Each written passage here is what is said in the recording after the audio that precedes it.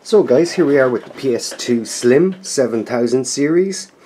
This is actually at the end of the video. I've finished the mod, but I just wanted to talk a bit about it before I show you kind of the mod work. This isn't a guide. I'll link to Voltaire's video on it, which is the kind of what I would reference if I was taking this on.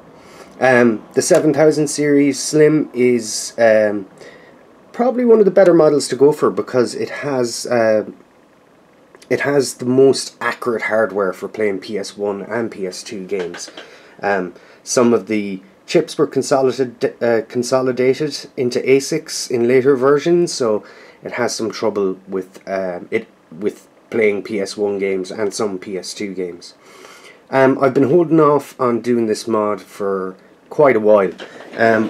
One main reason is you need magnification. There is 0 point in trying this mod without some form of magnification. The solder points are so small, you're going to need a small soldering tip and magnification if you're going to do it. And take your time. It actually took me 2 days. I took a break and came back to it the following day. If you're patient and take your time, it's doable, but it's tricky. It is a tricky mod. Another thing to say is with this mod, the MODBO 5 chip, you'll be able to use USB thumb drive with ISO files in it, ISO files. So the bus speed for this USB is slower than the actual optical drive. So keep that in mind. FMVs are going to jitter on playback. Loading times will be slightly longer. But again, with this mod you will be able to play backups on DVD and CD media. Again, if you're going to do that, use Taio Yuden discs or like JVC high quality media. Don't use, like, you know, Lidl or Tesco brand blank DVDs and expect to have get good results. I also use the Hori pad for the win. A lot of the original PS2 controllers aren't in great shape and they can be quite hard to fix. The Hori pad is a bit more sturdy, and I have a mod that I'm planning to do on this, an aesthetic mod, just because it has this clear blue plastic. In a future video I'm going to put some LEDs in there because I think that'll look cool. But yeah, with that said, I'll have links to tutorials and things like that online, Voltaire's video, where you can get the files for the USB stick, which has to be formatted to FAT32, and kind of some of the tools and things like that that you'll need to do the mod. I also advise having 2 memory cards, a PS1 one and a PS2 one, because you need a PS1 memory card for PS1 games. You can't use a PS2 one, which is a bit weird, I know, but yeah, it's just one of the quirks of the system. Yeah, the USB is nice, but the slowness of it makes it kind of better to use media. I'll pick up some DVDs and CDs, high quality ones, in the future. I don't have any left. I used a lot of my high quality CDs for the Sega Saturn for playing my backups, and yeah, I might have a look online and see if I can find some reasonably priced, good quality DVD and CD media.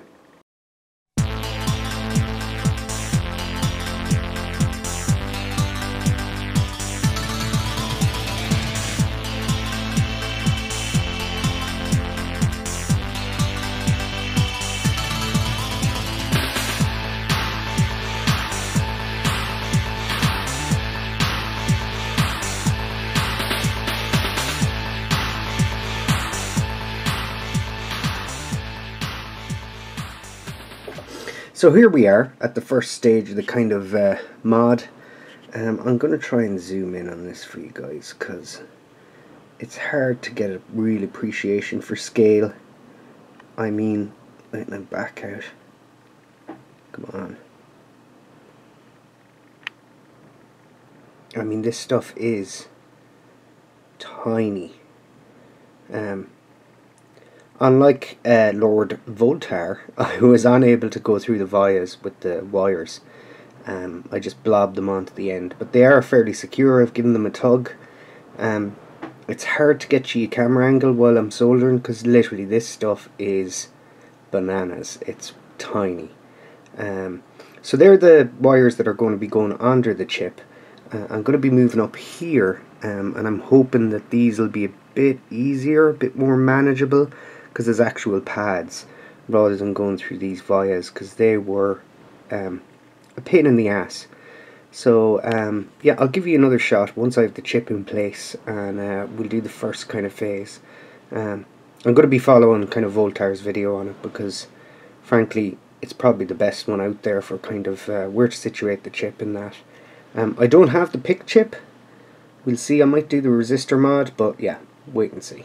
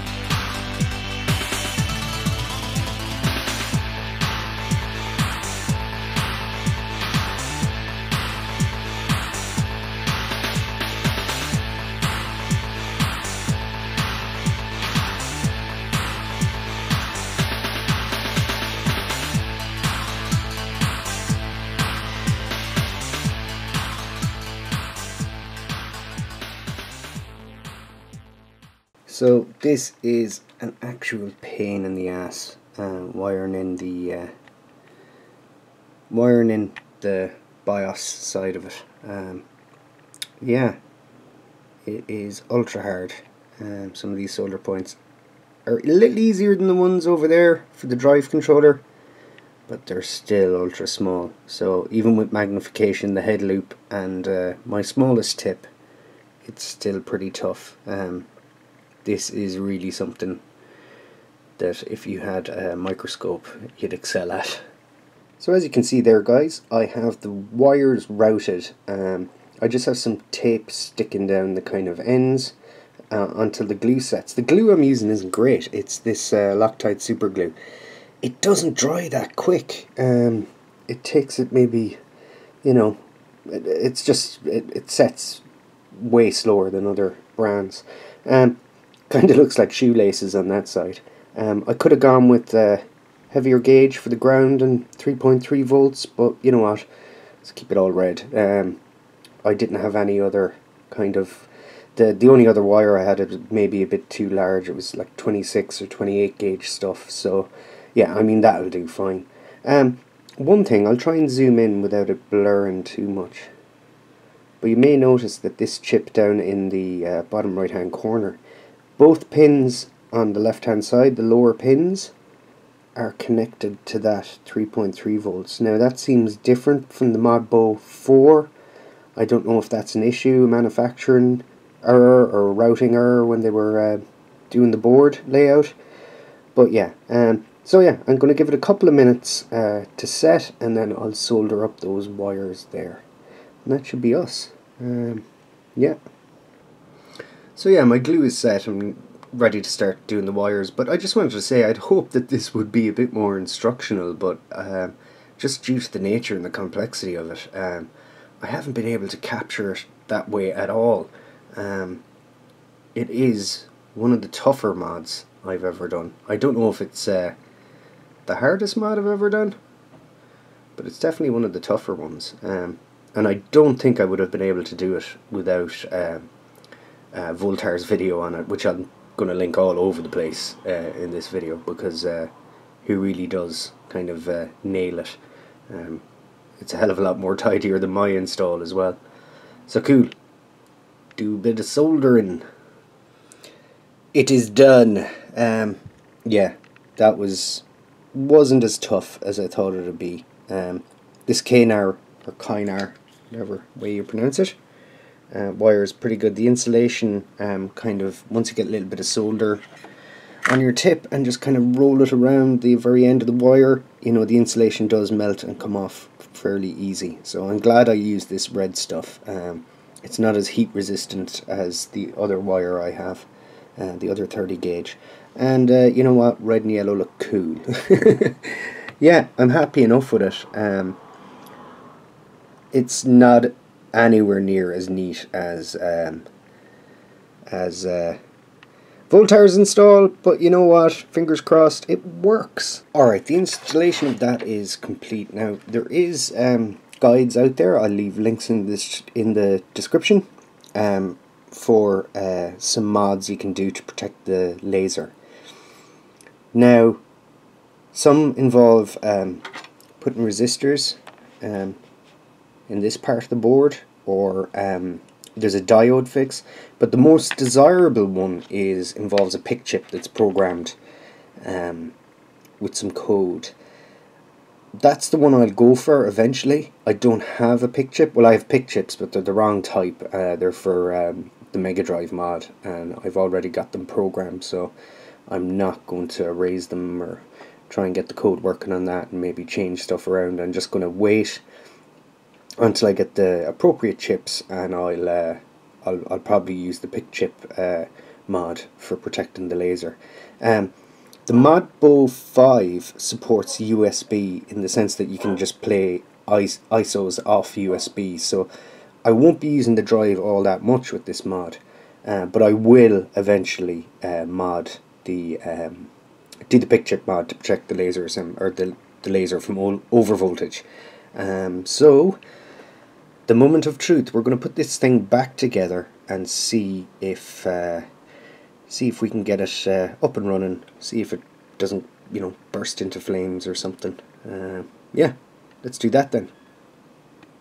So the console is back together. Got it hooked into the setup there, so we're going to fire it up. I've got a Hori pad.